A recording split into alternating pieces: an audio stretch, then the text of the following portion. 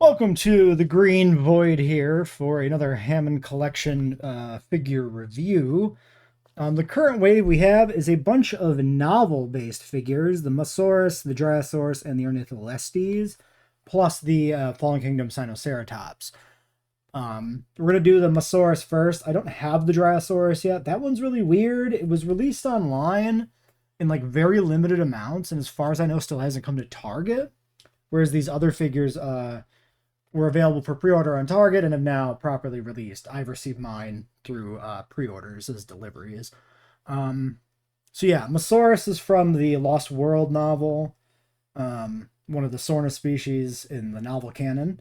No presence in the films, so a bit of a strange pick for the Hammond collection line, of course.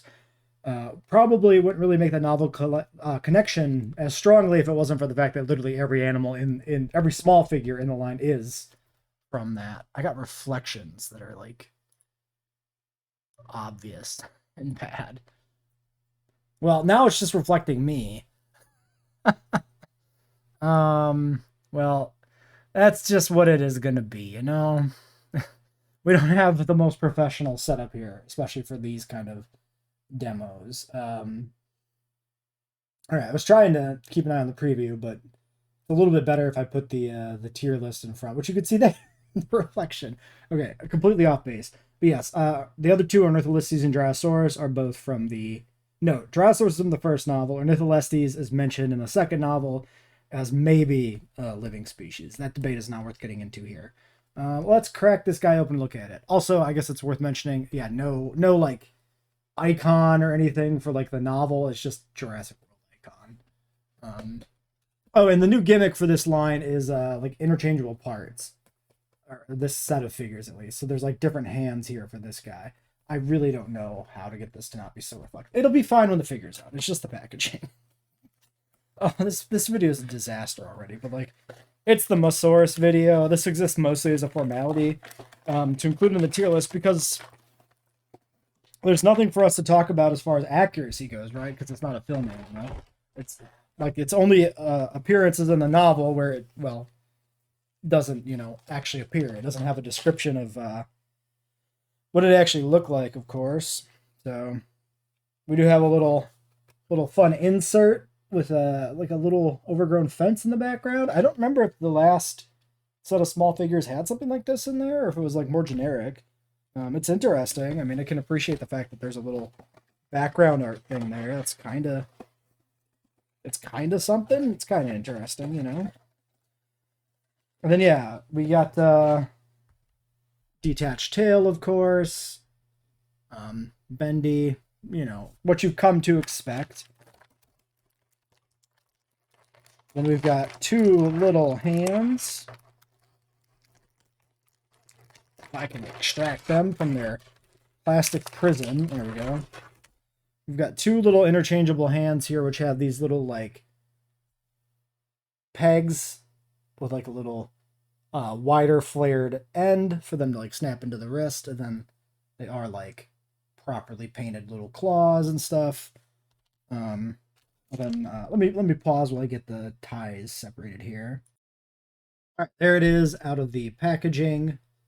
Of course, it's got the same kind of little ball joint on the tail with that little like flange or nipple that sticks out the back there that we've seen on a few of these. We go ahead and attach up the tail. Just snaps in. And yeah, you've got kind of some little osteoderms running down the back here. Some little lumps you can kind of see there as I rotate it. So that's how you know which side of the tail is right side up. Again, I'm gonna say it again. Look at the coloring between the hard plastic body and the soft tail. The stripes come out a completely different color. The base color is different. Like the paint, for whatever reason, I swear I didn't notice this on older figures.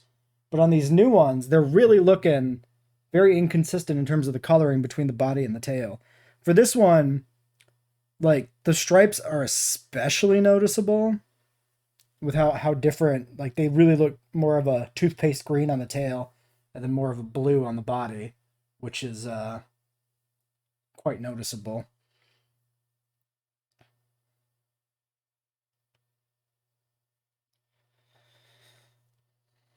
Got some fairly dainty forelimbs, ankle joints, knee joints, hips and shoulders, elbow, and then the wrist joint here, which is where you switch out the hands. My personal inclination is to not try to switch out the hands on this, given how dainty the arms are. I don't really want to like warp anything or risk breaking anything like that. The neck here, we got this like swivel joint on the bottom, and then a swivel joint on the top, kind of like some of the raptor necks we've had. So you can swivel forward and back like that. And then same thing on the top head. So you can get a nice lateral extended position or keep it in this more, you know, sort of S-curved look. For the face, we no longer have glass eyes. We have a painted eye. Let's see if that'll focus at all. Sometimes it does, and sometimes it just doesn't. This is the consequence of doing this with just a webcam. It knows I'm back there. I would like this to focus. I would like to be able to, like, see this. I think it's thinking about it. Terrible shit. Just doesn't work. Well, take my word for it that the eye, I think, looks pretty decent. I think they do a decent job of painting the pupil in there. I personally don't really miss the glass eyes, especially on the smaller figures, because a lot of them end up being pretty dark and murky. I don't think they look that good in a lot of cases, so I'm perfectly happy with a painted eye. The mouth does open. We've got some kind of individually sculpted teeth in there. We've got a beak. Oh, there it goes. Fucking why, man? Why does it work now? Well, there's a good look at the face. Yeah, it's got a little hooked beak. It's got individual teeth. I'm always interested about beaks on sauropods because I'm curious what the broader like paleontological community's opinion is about the widespread, like how widespread beaks are, amongst sauropodomorpha. For this animal, like I don't know if there's any actual evidence of having a beak or not. Like I have no idea how accurate the inclusion of a beak on a prosauropod would be. Trying to think back to like depictions of Plateosaurus and how often I see it like beaked versus not. I really don't know. Honestly, don't really know. I mean, I'd have to look at maybe the PK, Prehistoric Kingdom Plateosaurus and think about it there. But yeah, I mean, it looks like a pretty okay figure to me. I don't like the tail discolorization, but I think it's got like a nice, profile view to it. Like the length of the animal feels pretty okay. Maybe the neck could be a little bit longer, maybe the tail could be a little bit longer. But again, I'm not overly familiar with the anatomy of this animal, so being that it's not from the franchise, it's kind of, or not directly, on screen from the franchise, like the design itself is a fabrication, is what I mean by that. I don't feel as strongly about it. Okay, this is also kind of weird. Brown underbelly, and then the tail is just painted with stripes on both sides. Kind of weird to do it that way. Like, just stripes that wrap all the way around the tail. I don't know. Strange. This guy should be in Jurassic World Evolution 3. That's my other take here from this. Is like, when are we gonna get some prosauropods in GWE? Damn it.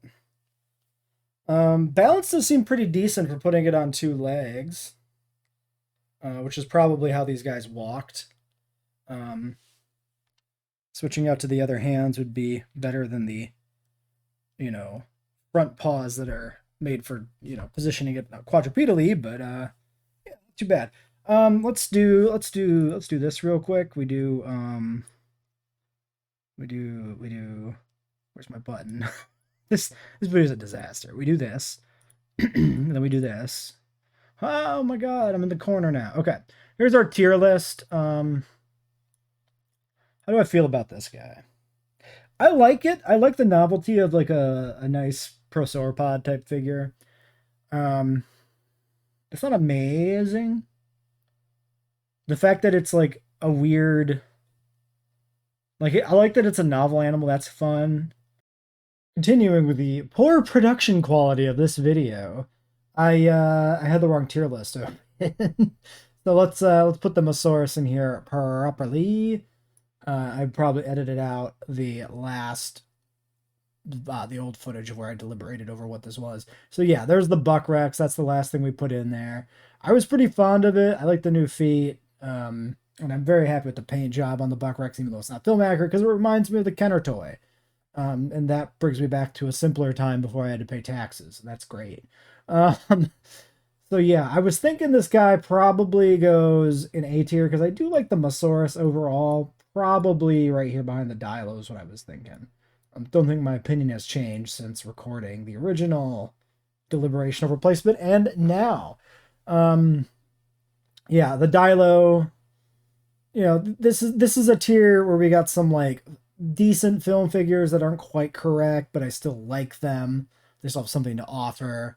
And then some figures that are not from the film, like the Irritator and the Metri. Like Metri, of course, being film canon, but the figure is not.